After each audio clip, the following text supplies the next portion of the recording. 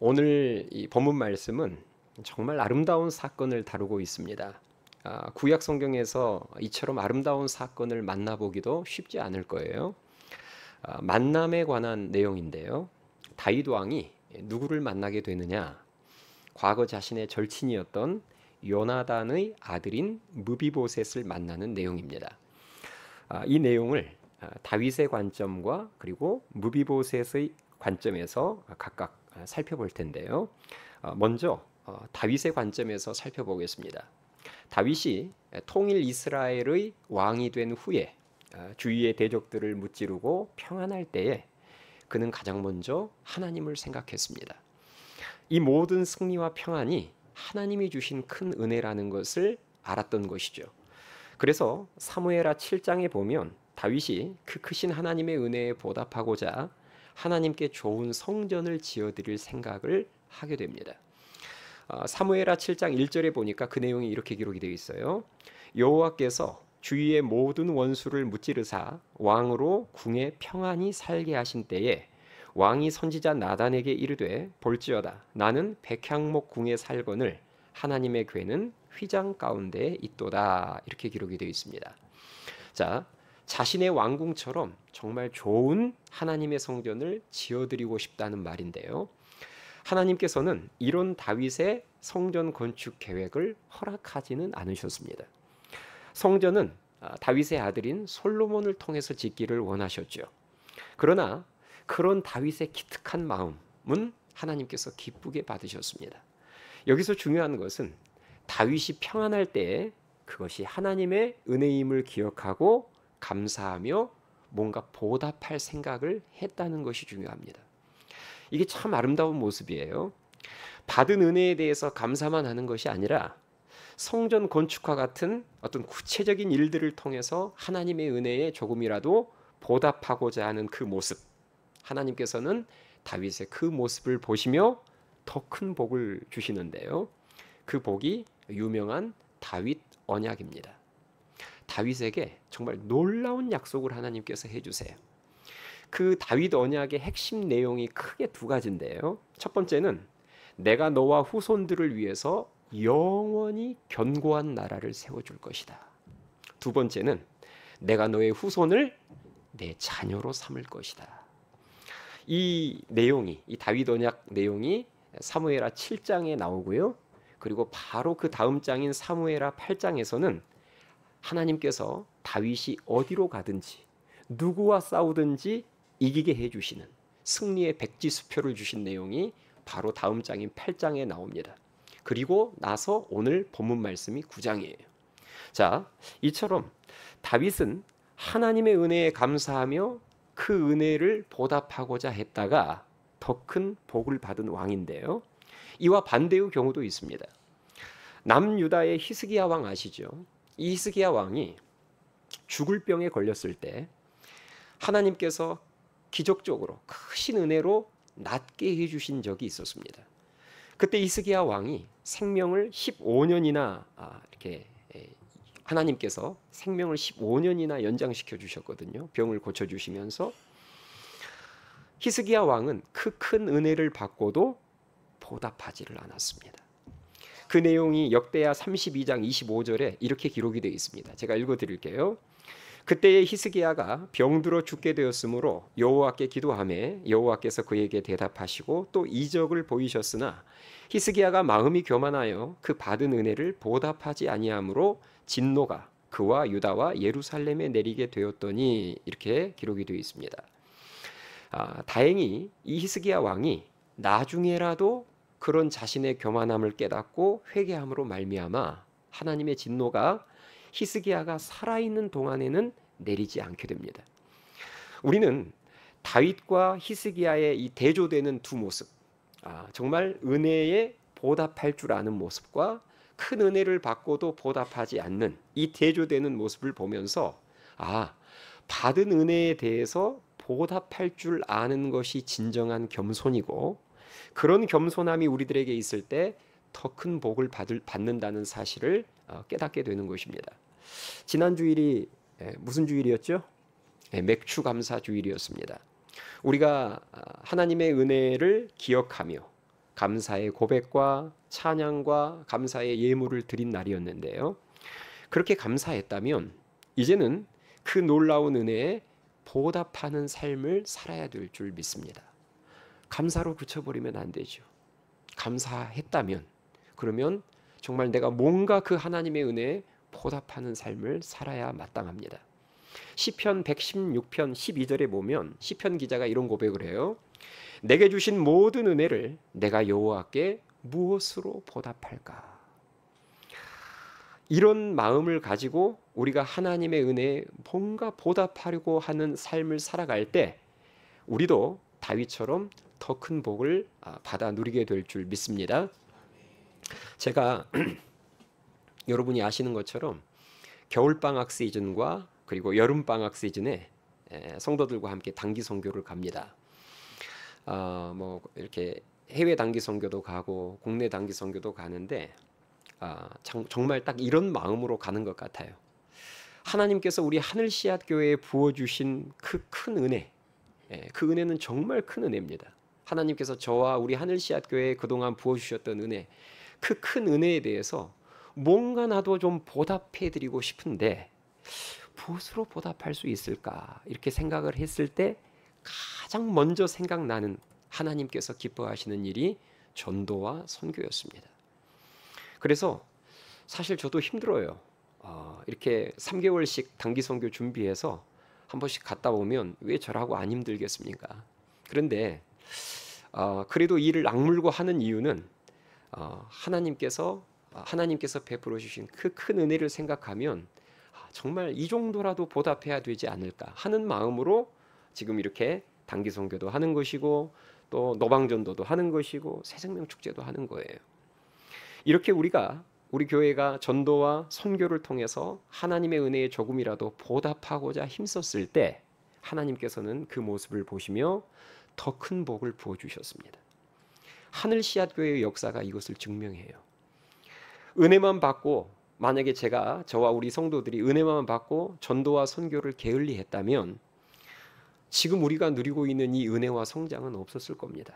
그건 확실합니다. 바라기는 다윗처럼 하나님의 크신 은혜에 보답할 줄 아는 겸손한 인생이 되어서 더 큰 복을 다윗처럼 누리실 수 있기를 주님의 이름으로 축원합니다. 하나님께서 주신 복으로 말미암아 다윗은 국가적으로나 개인적으로나 최고의 전성기를 누립니다. 그게 그 다윗의 지금 최고의 전성기가 지금 우리가 보고 있는 사무엘하 7장, 8장, 오늘 본문인 9장. 딱 요 때가 다윗이 이제 나이가 거의 40대 후반, 딱 50 정도 되는 나이로 최고의 전성기를 누릴 때입니다. 다윗은 그 최고의 전성기 때 하나님의 은혜만 생각했던 게 아니라 하나님의 은혜와 더불어서 또 하나의 은혜를 생각하게 되는데요. 그것은 바로 자신의 절친이었던 요나단이 자신에게 베푼 은혜였습니다. 요나단은 자신을 죽이려고 했었던 사울 왕의 아들이었지만 아버지와는 다르게 진심으로 다윗을 도와주었던 은인이었거든요.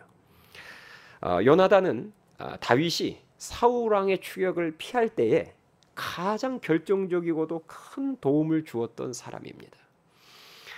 다윗은 왕의 자리에 올라서 평안할 때 하나님의 은혜만 기억한 것이 아니라 그 요나단이 자신에게 베풀어 주었던 은혜를 기억했고 또 그때 요나단과 했던 약속도 기억했습니다.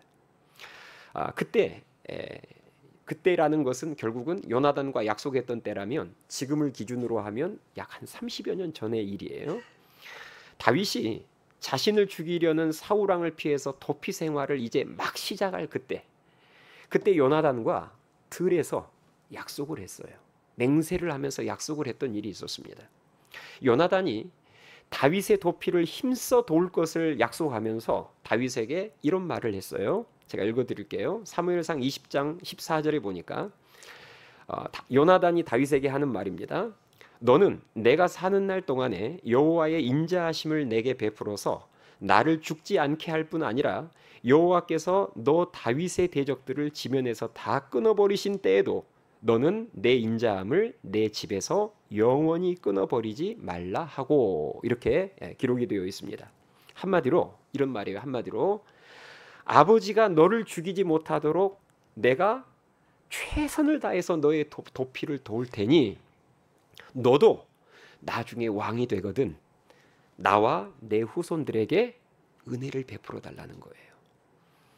이 약속을 약 30여 년 전에 했었는데 다윗이 자신의 최고의 전성기 때 그 약속을 기억하고 요나단이 자신에게 베풀어줬던 그 은혜를 기억하고 이제는 그 은혜를 갚기 위해서 그 약속을 지키기 위해서 요나단의 후손을 찾는 내용이 오늘 본문 말씀인 사무엘하 9장 1절에 나옵니다. 자, 1절 말씀을 우리 한 목소리로 같이 읽겠습니다. 자, 1절 말씀 우리 같이 읽습니다. 시작. 다윗이 이르되 사울의 집에 아직도 남은 사람이 있느냐? 내가 요나단으로 말미암아 그 사람에게 은총을 베풀리라 하니라. 아멘. 자, 방금 여러분이 보신 것처럼 다윗이 요나단의 후손을 찾기 시작하는 거예요. 그 약속을 지키기 위해서, 은혜를 보답하기 위해서. 그러자 신하들이 사울 왕 집안의 종인 시바라는 사람을 찾아서 다윗 왕 앞으로 데리고 옵니다. 그러자 다윗이 이 시바에게 사울의 집안에 아직 살아남아 있는 자가 있는지를 묻죠. 그때 시바가 한 사람이 생존해 있다고 정보를 주는데요. 그 한 명의 생존자가 바로 요나단의 아들인 누구예요? 무비보셋입니다. 자, 오늘 본문 3절에 그 내용이 나오는데 자, 3절 말씀을 우리 한 목소리로 같이 읽겠습니다. 3절 시작. 왕이 이르되 사울의 집에 아직도 남은 사람이 없느냐? 내가 그 사람에게 은총을 베풀고자 하노라 하니 시바가 왕께 아뢰되 요나단의 아들 하나가 있는데 다리 저는 자니이다 하니라. 아멘. 자, 이처럼 요나단의 아들 무비보셋은 하나님의 심판으로 인해서 완전히 몰락해버린 사울의 집안에서 유일하게 생존해 있었던 요나단의 후손이었습니다. 결국 다윗은 그 무비보셋을 왕궁으로 불러와서 엄청난 상을 내리고 파격적인 대우를 해주는데요. 자, 그 내용 한번 더 확인해 볼까요? 6절 7절을 보겠습니다. 자, 6절 7절 다윗이 어떤 상을 내리고 어떤 파격적인 대우를 해주는지 자 6절 7절 시작. 사울의 손자 요나단의 아들 무비보셋이 다윗에게 나와 그 앞에 엎드려 절하매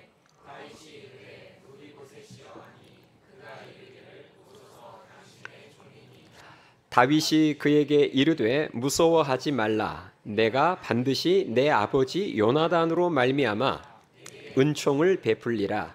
내가 내 할아버지 사울의 모든 밭을 다 내게 도로 주겠고 또 너는 항상 내 상에서 떡을 먹을지니라 하니. 아멘.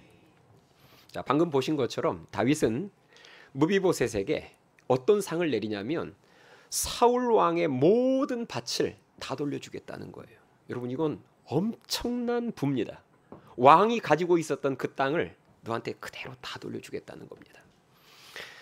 여기까지만도 어마어마한 상인데, 그런데 그 다음이 더 중요해요. 왕의 상에서 함께 먹는 은혜까지 베풀어 줍니다. 여러분, 이 말은 언제 시간 날 때 내가 만찬에 초대할 때니까 나하고 식사 한 끼 하자 이런 말이 아니에요. 내 상에서 떡을 먹을지니라 앞에 붙은 그 단어가 중요합니다. 항상이라는 단어가 앞에 있어요. 그러니까 이것은 식사 한 끼 하자 그 말이 아니라 결국은 항상 왕궁에서 나와 함께 식사하자는 말로써 결국은 왕궁에서 같이 뭐 하자? 같이 살자는 말이에요. 결국 다윗의 아들들과 똑같은 대우를 해주겠다는 말입니다. 우리는 이런 다윗의 모습 속에서 은혜를 갚을 줄 아는 다윗의 모습을 발견하고요. 또 약속을 지킬 줄 아는 그 신실하신 하나님을 닮은 다윗의 모습을 발견하게 됩니다. 다윗은 하나님에게만 은혜를 갚으려고 했던 것이 아니라 그 하나님 은혜의 통로가 되어 주었던 그 사람에게도 은혜를 갚을 줄 아는 자였습니다. 저는 이 모습이 굉장히 중요한 신앙의 균형 감각이라고 생각합니다. 하나님에게만 감사한 게 아니라 그 하나님 응답과 은혜의 통로가 되어 주었던 그 사람에게도 감사할 줄 아는 것이죠. 하나님만 사랑하는 게 아니라 이웃도 사랑하고, 회개도 마찬가지죠. 우리가 회개할 때, 지은 죄에 대해서 회개할 때도 하나님께만 용서를 빌어서는 안 됩니다. 나의 죄와 실수로 인해서 피해 입은 사람이 만약에 있다면 그 사람에게 먼저 가서 충분한 보상을 해주고 용서를 진심으로 빈 후에 하나님께 나아가 용서를 빌어야 마땅함을 믿으실 수 있기 바랍니다. 그것이 바른 회개이고 그것이 균형 잡힌 신앙이에요. 은혜에 대한 감사도 마찬가지입니다. 하나님께 감사하고 보답하는 것은 당연한 것이고, 그 하나님 은혜와 응답의 통로가 되어 주었던 사람에게도 감사하며 보답할 줄 아는 것, 그것이 바른 신앙임을 믿고 사람에게도 감사할 줄 아는, 보답할 줄 아는 겸손한 인생 되기를 주님의 이름으로 축원합니다. 지금까지는 다윗의 관점에서 본문을 살펴봤다면, 지금부터는 이제 무비보셋의 관점에서 본문 말씀을 살펴보도록 하겠습니다. 자, 무비보셋은 사울 왕에게 뭐가 되죠? 사울 왕에게는 손자, 요나단에게는 아들이 되죠. 그런데 다리를 저는 자였습니다. 장애를 가지고 있던 자였어요. 무비보셋이 다리를 절게 된 그 사건이 사무엘하 4장에 나오는데요. 사연이 이렇습니다. 할아버지였던 사울 왕과 아버지였던 요나단의 죽음의 소식을 듣게 되던 그날 일이 터졌어요. 유모는 어린 갓난이 무비보셋을 안고 급히 피하다가 너무 서두른 탓에 품에 안고 있던 이 갓난이 무비보셋을 땅에 떨어뜨리고 맙니다. 그 사고로 인해서 무비보셋이 다리를 저는, 소위 말하자면 후천적 장애인이 된 거예요. 사실 여기까지만도 불쌍한데 더 불쌍한 것은 그 이후의 무비보셋의 처지였습니다. 다윗이 살던 그 시절에 권력을 잃은 왕가는 항상 무슨 대상이죠? 숙청의 대상이었습니다. 새롭게 왕위에 오른 사람은 복수와 반란의 불씨를 없애기 위해서 가족은 물론이고 친인척까지 모두 숙청하는 것이 그 시대의 보편적인 모습이었습니다. 그런 시대적인 배경 속에서 사울 왕의 손자인 무비보셋의 입장을 여러분이 한 번만 생각해 보세요. 할아버지 사울이 무죄한 다윗을 죽이려고 했다는 사실을 무비보셋도 알고 있었을 겁니다. 그런데 할아버지가 어느 날 죽고 자기 아버지도 죽고 다윗이 왕이 된 거예요. 그러면 당연히 자기는 어떤 대상이 되죠? 자연스럽게 숙청의 대상이 됩니다. 그래서 무비보셋은 로드발이라는 초목 없는 아주 삭막한 지역으로 도망해서 그 어떤 집에서 은둔하며 살았습니다. 다윗이 보낸 자객이 언제 자신을 죽일지 모른다는 두려움 가운데 하루하루 살고 있었는데, 그러던 어느 날 다윗이 자기를 찾는다는 거예요. 그래서 결국 왕궁으로 불려간 것입니다. 자, 그러면 이때 왕궁으로 지금 불려갈 때 무비보셋의 심정이 어땠겠어요? 기대로 가득 찼을까요? 아니면 두려움으로 가득 찼을까요? 당연하죠. 이제 내 인생은 이렇게 끝나는구나, 이런 생각이 들지 않았겠습니까? 다윗도 이런 무비보셋의 심정을 정확히 꿰뚫어 보고 있었습니다. 그래서 무비보셋을 만났을 때 다윗이 그 무비보셋에게 첫 번째로 건넸던 말, 아까 우리 앞에서 읽었거든요. 무서워하지 말라였습니다. 다윗이 알고 있는 거예요. 지금 무비보셋이 얼마나 떨고 있을지를. 그래서 보자마자 첫 번째로 꺼낸 말이 무서워하지 말라. 무비보셋이 숙청의 두려움에 사로잡혀서 다윗의 심판을 기다리고 있을 때 다윗은 전혀 뜻밖의 말을 합니다. 아까 우리 읽었어요. 9절에 보니까 내가 반드시 내 아버지 요나단으로 말미암아 내게 은총을 베풀리라. 내가 내 할아버지 사울의 모든 밭을 다 내게 도로 주겠고 또 너는 항상 내 상에서 떡을 먹을지니라 하니, 이렇게 말했습니다. 다윗이 이 말을 했는데 이 다윗의 말을 무비보셋이 듣는 순간 아마 엄청난 충격을 받았을 거예요. 자신은 정죄와 심판의 말을 들을 줄 알았는데 엄청난 상을 주면서 그것도 부족해서 앞으로 항상 왕과 함께 먹을 수 있는 영광도 주겠다 하니 당연히 무비보셋 입장에서는 꿈인가 싶었겠죠. 여기서 중요한 것은 다윗이 이런 말도 안 되는 은혜를 무비보셋에게 왜 베풀었는가 하는 이유가 중요합니다. 무비보셋에게 다윗이 지금 이런 은혜를 베푼 이유가 무엇입니까? 그게 오늘 본문 표현 그대로 하자면 내 아버지 누구로 말미암아? 요나단으로 말미암아. 사실 여기에 밑줄이 그어 있어야 맞습니다. 오늘 다윗이 딱 그 말을 하거든요. 왜 내가 너한테 은혜를 베푸는지를 정확히 밝히고 있는데 내 아버지 요나단으로 말미암아. 신실한 하나님의 사람이었던 그 요나단의 공로 때문에, 그 요나단과의 관계 때문에 내가 너를 숙청하지 않고 은혜를 베풀겠다는 것입니다. 저는 오늘 본문에 나오는 이 무비보셋의 모습 속에서 우리의 모습을 보게 됩니다. 무비보셋과 정말 비슷한 상황이 우리 앞에도 펼쳐질 것이기 때문입니다. 우리가 이 땅의 삶을 마치면 언젠가 어디에 서죠? 하나님의 심판대 앞에 다 서죠. 하나님의 심판대 앞에 서면, 자, 한번 여러분 잠깐 1초만 생각해 보세요. 내가 지금 하나님의 심판대 앞에 딱 섰다 그러면 제일 먼저 뭐가 생각이 날 것 같아요?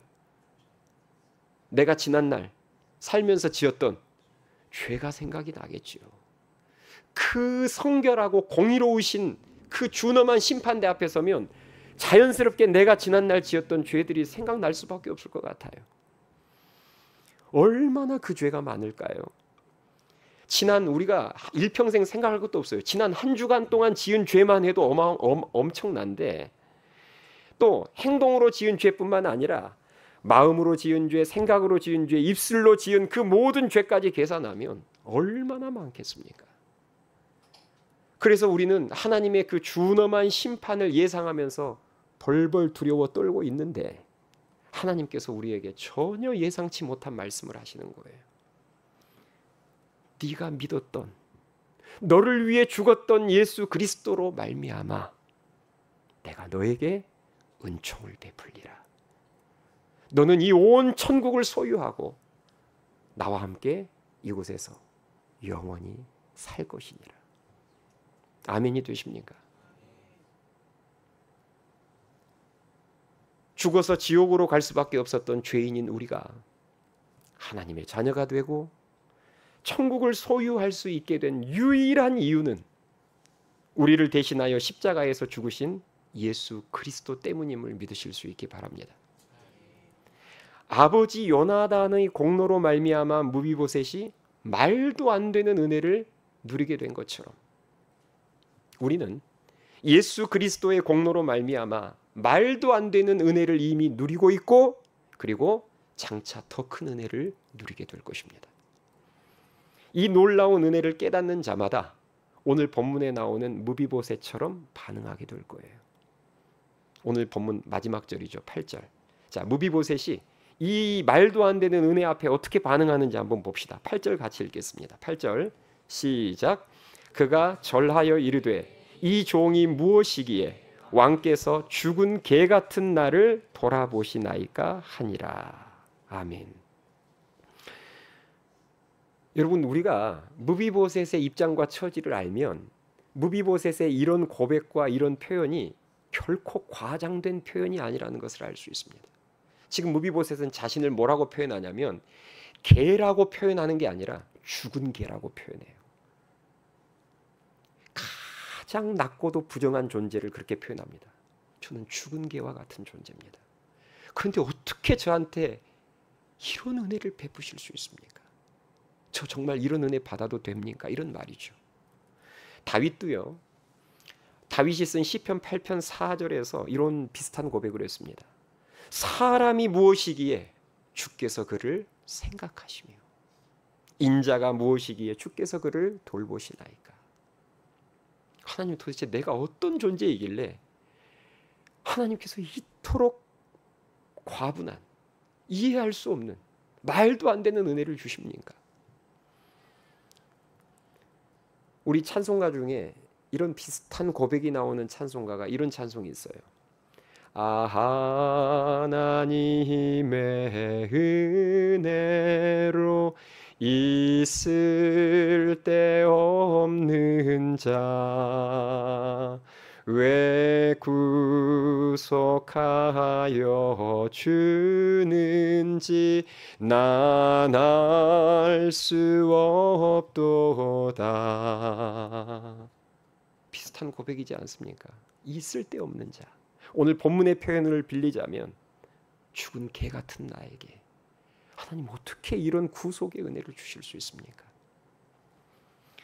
이것이 우리가 받은 그리고 우리가 누리고 있는 은혜인 줄 믿습니다. 바라기는 은혜 받을 자격이 전혀 없는 무비보셋이 아버지 요나단 때문에 말도 안 되는 은혜를 받는 모습 속에서 내가 예수님 때문에 받는 그 은혜를 깨닫고 그 은혜에 감사하며 보답하는 삶을 살 수 있게 되기를 주님의 이름으로 축원합니다. 마지막으로요. 이 무비보셋의 정체성을 좀 잠깐 살펴보고 말씀을 마칠 텐데요. 자, 무비보셋을 바라보는 세상의 평가. 어떤 거였죠? 아까 시바라는 종이 무비보셋을 다윗 왕에게 소개할 때 했던 말이 있었어요. 사울 왕가에 살아남은 생존자 한 명이 있었는데 그는 무비보셋이라는 사람입니다라고 소개하지 않았습니다. 뭐라고 소개했는지 생각나세요? 다리를 저는 자. 이렇게 소개했습니다. 이게 냉정한 세상의 평가였어요. 무비보셋을 향한 다리 저는 자. 장애인 한 명 살아 있습니다. 이 말이었습니다. 여러분, 무비보셋을 향한 세상의 평가는 정말 딱 외모와 스펙만을 보면서 말했던 평가였어요. 다리를 저는 자. 마귀가 꼭 우리를 그렇게 평가합니다. 마귀가 우리를 평가할 때 시바처럼 평가해요. 외모가 너야. 맞죠? 외모가 너야. 스펙이 너야. 그래서 너는 별 볼 일 없는 인생이야. 경쟁력 없는 인생이야. 항상 마귀는 시바처럼 우리를 평가해요. 정말 이름대로 살잖아요. 마귀는 항상 시바처럼 스펙이 너야. 외모가 너야. 그래서 너는 쓸모없는 인생이야. 우리는 여기서 무비보셋의 정체성을 생각해 볼 필요가 있습니다. 성경이 무비보셋을 설명하는 두 가지 표현이 있어요. 첫 번째, 무비보셋은 누구의 아들이다? 요나단의 아들이다. 이게 첫 번째 설명입니다. 그리고 두 번째 설명은 다리를 저는 자다. 사실 이 두 표현은 서로 어울리지 않는 표현입니다. 맞죠? 요나단의 아들, 왕의 혈통이잖아요. 요나단의 아들인데 다리를 저는 자예요. 신부는 왕의 손자인데 현재 처지는 절름발입니다. 그런데 여러분, 이 모습이 우리의 모습이라는 거 아십니까? 우리의 신부는 하나님의 자녀예요. 그런데 우리들의 현실을 보면 굉장히 초라한 죄인입니다. 영적 불구가 있는 사람들이에요. 맞죠? 신부는 하나님의 자녀인데 영적인 불구가 있는 사람들이에요. 그래서 늘 죄를 짓고 넘어지는 거예요. 또 세상적인 외적 조건도 별로 탁월하지 않습니다. 우리는 이 두 가지 정체성 사이에서 늘 갈등하며 살아가요. 나는 하나님의 자녀인가? 아니면 그저 세상 사람들에게 불쌍하게만 보이는 다리를 저는 자인가? 이 갈등이 우리 안에 있지 않습니까? 중요한 것은 시바가 나를 어떻게 보느냐가 중요한 게 아니에요. 정답은 왕의 판단입니다. 아멘이 되세요?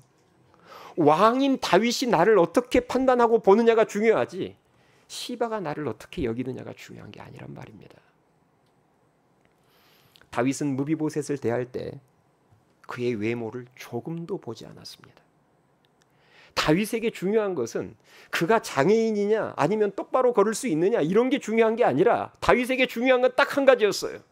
그가 요나단과 어떤 관계가 있는 사람이냐. 이 하나가 제일 중요했어요. 하나님께서도 마찬가지입니다. 우리를 보실 때 외모와 스펙으로 평가하지 않으세요. 우리를 보실 때 제일 중요한 건 뭐냐? 예수님과 어떤 관계가 있는 사람인가? 이게 하나님에게는 제일 중요하고 그게 전부입니다. 아멘이 되십니까? 그것이 그 사람의 가치를 결정하는 거예요.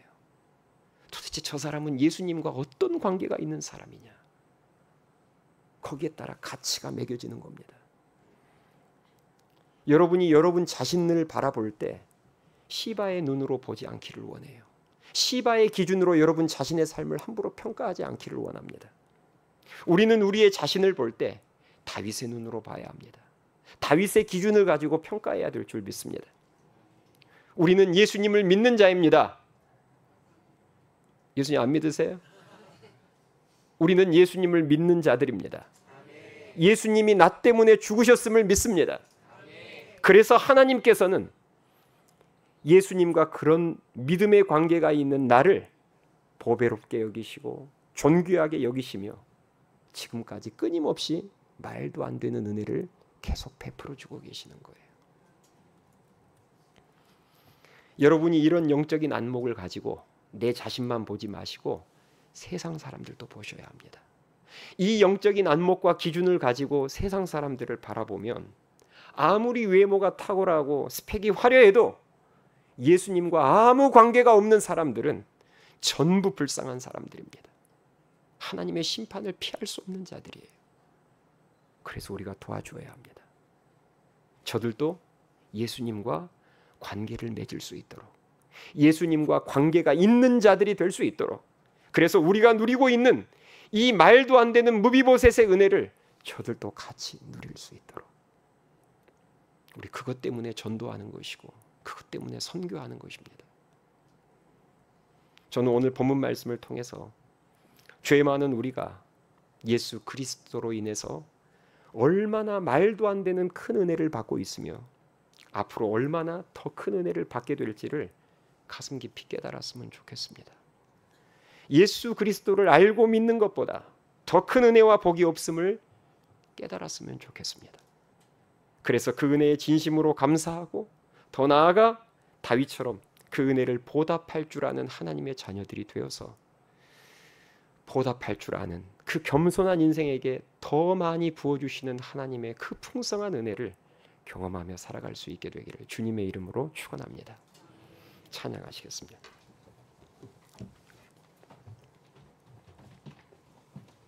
우리 시간에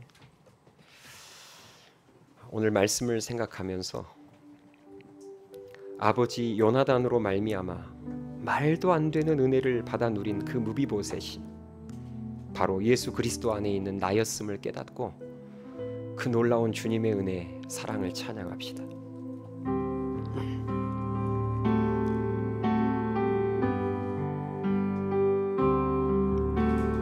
크고 놀라운 사랑, 하늘 보좌 버리신 주, 그는 실로 왕이셨지만 영광 버리고 이 땅에 오셨네. 자기 몸을 비워 종의 모습을 갖추시고 십자가에 달리시어 우리에게 구원을 주셨네.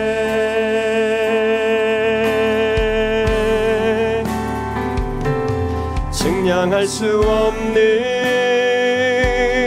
그 사랑, 바다보다 더 깊고 하늘보다 더 넓은 그 사랑, 어떤 말로도 표현할 수 없는 그 사랑, 하나님 아버지 사랑, 나를 살게 하는 은혜. 우리 처음부터 다시 고백합니다. 크고 놀라운 사랑, 놀라운 사랑. 하늘 보좌 버리신 주, 그는 실로 왕이셨지만 영광 버리고 이 땅에 오셨네. 자기 몸을 비워 종의 모습을 갖추시고 십자가에 달리시어 우리에게 구원을 주셨네. 측량할 수 없는 그 사랑을 찬양합니다. 측량할 수 없는 그 사랑, 바다보다 더 깊고 하늘보다 더 넓은 그 사랑, 어떤 말로도 표현할 수 없는 그 사랑. 하나님 아버지, 나를 살게 하는 은혜, 나를 살게 하는 측량할 수 없는 그 사랑을 찬양합니다. 측량할 수 없는 그 사랑, 바다보다 더 깊고 하늘보다 더 넓은 그 사랑, 어떤 말로도 표현할 수 없는 그 사랑. 하나님 아버지, 우릴 위한 그 사랑, 우릴 위한 그 사랑.